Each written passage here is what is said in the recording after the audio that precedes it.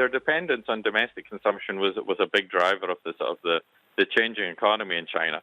But it's hard to see how China, there's simply no going back to anything now with China. There was already a move away from China to some extent with the trade war. I think that's only going to increase.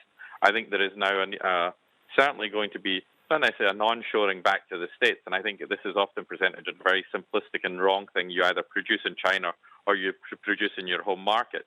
I think governments will be under pressure in a number of industries simply to build in more redundancy as opposed to the just-in-time, very sort of tight supply chains that we have had.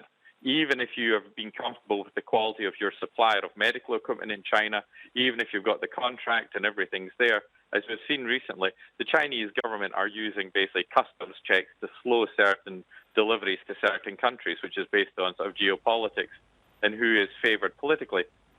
So I think there will be greater redundancy being built in, and that's ultimately going to whereas China was seen as the one-stop shop for much of your manufacturing and supply chain, that's obviously going to change. But there's no way China is going to be ignored. It's going to remain the world's second largest economy. There is a huge consumer base, but it's clearly changing against it compared to where it's been over the past few decades.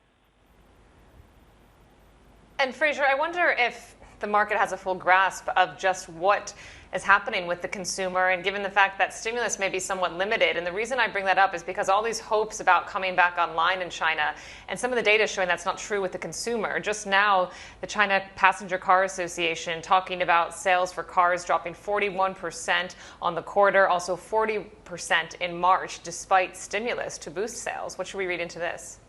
Well, obviously, I think, look, coming back online, the first quarter you can ignore because it was so damaged that clearly everything's going to be down.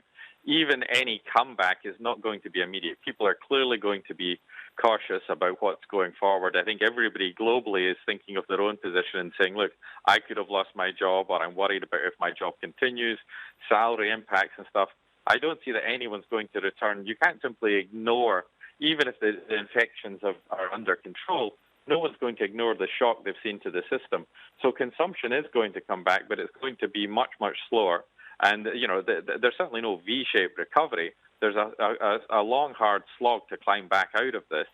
And it's going to vary from country to country. Hi, I'm Emily Tan, and thanks for watching CNBC. You can check out more of our videos by clicking on the boxes on the screen. And don't forget to subscribe to the channel for more. Thanks for watching.